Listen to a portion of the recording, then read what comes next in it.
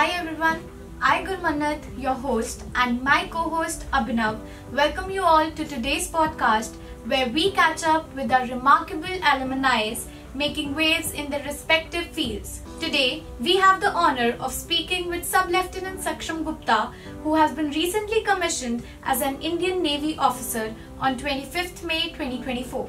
Welcome, sir. Thank you. This year only 4 were commissioned from Punjab and only 1 from Jalandhar. It is a proud moment for his parents, mentors, Innocent Heart School and for everyone. Join us as we delve into his inspiring story from his time at Innocent Heart School to serve for his country. So sir, how are you feeling to achieve this? Today I am feeling very good. I am feeling over the moon as finally I have achieved what I have dreamt of, and it's truly a proud moment for my parents, my teachers and my school, of course. Undoubtedly, where you have reached is a very higher place and you should be happy and you should be proud. So that leads me to the next question, that who or what did inspire you to join Defence Forces?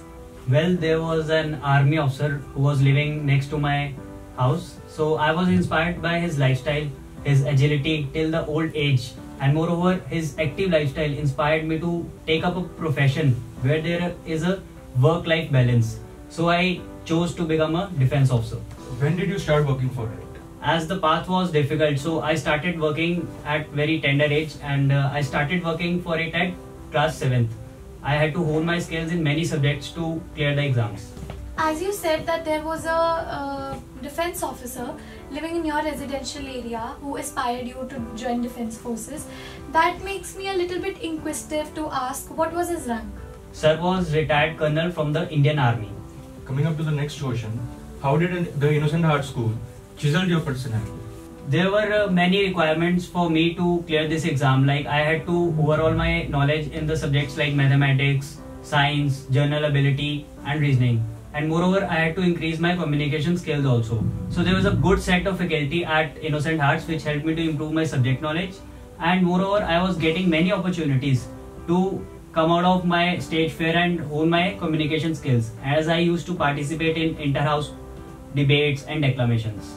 Can you share your journey from a student in Innocent Heart School to the Indian Navy officer?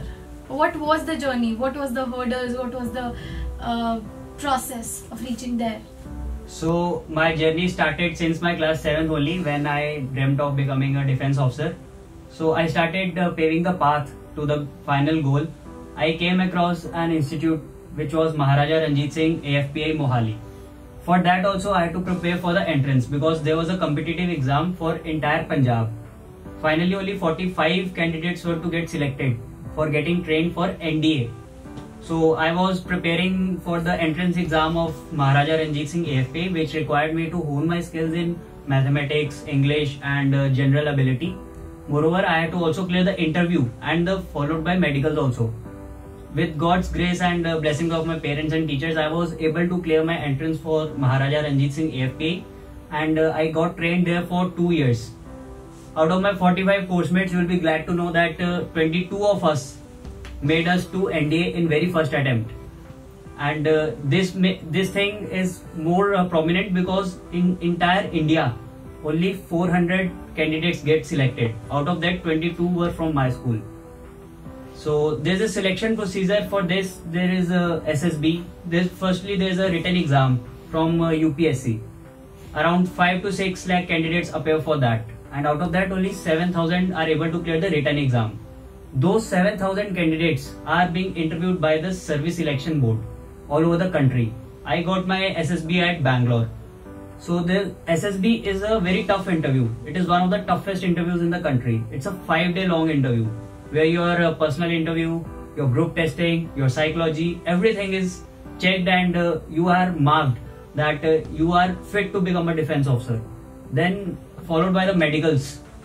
I cleared the medicals and interview, everything in first go, and then I was given my appointment letter to join Indian Naval Academy because my preference was Indian Navy. I joined the Indian Naval Academy back in year 2020. And there the real struggle started, because it was not as rosy as what we thought of. It was a very difficult journey in Indian Naval Academy, as there were number of hurdles coming day by day.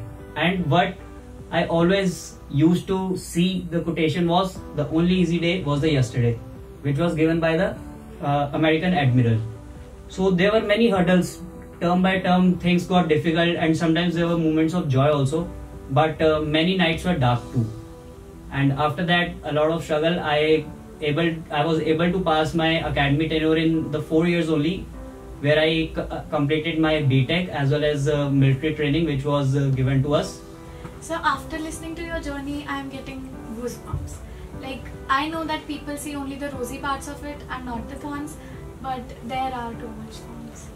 So as you said, there were many hurdles and mental breakdowns during your journey. So what was the one thing that kept you keep going besides that mental breakdown? Or so there is a famous quotation that is, "This too shall pass." This is one of the mantras of my life, and this explains that whenever you are going through hell, just keep on moving, don't stop there.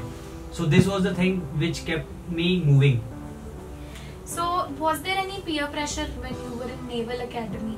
There's no thing called peer pressure in defense forces, especially the defense academies, because we course mates work together and we aspire to achieve the uniform, which is our end aim.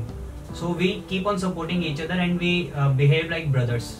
I'm very thankful to know that there is such kind of environment in defense force academies. Your guidance will help the students that are planning to go in defense forces. So what core values do you believe there should be in someone at your position? What core values should be instilled in a student, in a student who is in Naval Academy or who is being commissioned as a naval officer? Not only particularly an officer or a cadet at Indian Naval Academy, but everyone can adopt these 3 core values which I'll tell you about. These are duty, honor and courage. Duty is anything what you do. You being a student, studying is your duty. If you do it perfectly, you are done, you are good. Then second comes honor. Take pride whatever you are doing. You should feel proud about what you are doing. You should be happy about what you are doing. And third one is courage. Have courage. There are 2 types of courage. First is moral courage. That is very important. Have guts to admit when you have done a mistake. Have guts to face the failure. That is your moral courage. And second comes the physical courage. Be ferocious and be fearless. Just take the challenges and overcome them. Undoubtedly, all our innocentes will follow the path of the duty and will reach whatever goal they want to reach. So how did you refrain from social media at your time, at your teenage time? Was it difficult to stay away from social media and go and focus for your AFPI? There are 2 paths. You must have read the poem Road Not Taken. So it is exactly what life gives you. Whether you choose to go on a thorny path for a short duration or for a long duration. If you choose it for a short duration, you will surely enter a heaven after some time. So that what kept me away from the social media and all the distractions which were possible at that time. How will you advise our Gen Z to stay away from social media, to refrain from social media so that they can focus on their goals?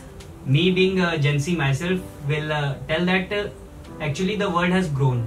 You have come to a global village. So it's not possible to exactly be away from social media and get yourself parted 100% from the social media. But you can always choose the screen time. You can just cut your screen time to 1 hour or 2 hours per day. And rest of the time you can focus on what you are aiming to do. Sir, as you told earlier that there wasn't any peer pressure and the one thing that kept you going was to reach your goal. As in today's generation, everybody, these students, teenagers tend to give up on things, tend to give up on life, tend to give up on their goals because they think that this is too difficult for them to achieve. So is there anything called difficult or impossible in your mindset? It's a very common saying that impossible itself says I am possible. So there is nothing called impossible or difficult. It is how you train your mind. Entire training which I have done, or you, like, everyone sees it very difficult, but it is just a mind game. Not only military training, but anything you do in life. If you quit on one thing, it is 100% sure that you will quit on other thing also. There's a famous saying that winners never quit and quitters never win. So if you can follow this, and you will be done with what you think. So what was your regime during your course? Talking about my routine at my course during Indian Naval Academy tenure, I used to get up as early as 4 o'clock, and it was around 2200 me touching my back to the bed. Entire day I was out with the physical activities. Morning started with some physical training, which included running, swimming, and horse riding also. And after that I used to go for academic classes, which lasted for another 5 hours. I was doing my BTech also, and then after that we had some sports activities in the evenings. We used to play games like hockey, squash, lawn tennis, etc. And evening we had study periods and scone periods, and this is how the day ended. As you talked about sports, so according to you, how did the sport plays a crucial role in our lives? Sports is an essential part of life, there's no doubt in that, because when you play sports you get to know each other very well. Being a leader in any profession, be it corporate or defense sector, when you are a leader, you need to know your men, you need to know the capabilities, how capable a person is in what subject. So when you play sports, their qualities come out, how cooperative they are, what are their skills, how much short-tempered they are. So a leader is able to judge people so that he can get best out of his team. So I think sports are must if inculcated since childhood.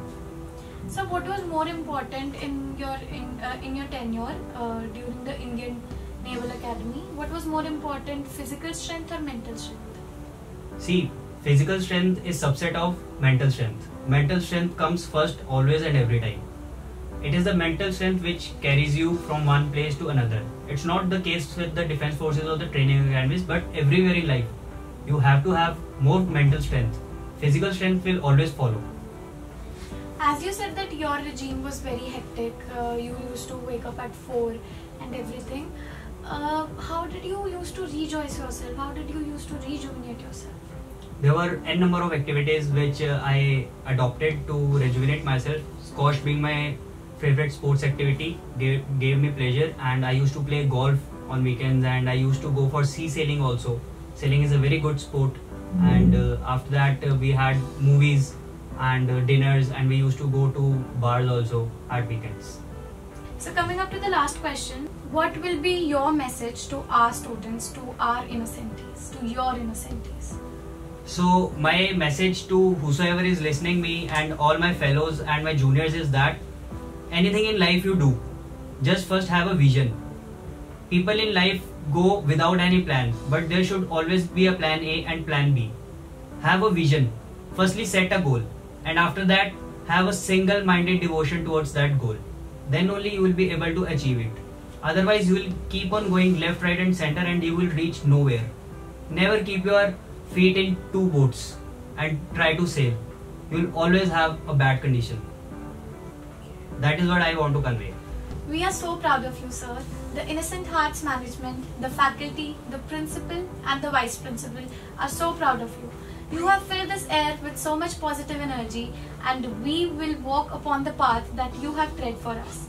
More and more innocentes will join defense forces, as I can tell that you have motivated so many people watching this podcast. Thank you for joining us. Thank you.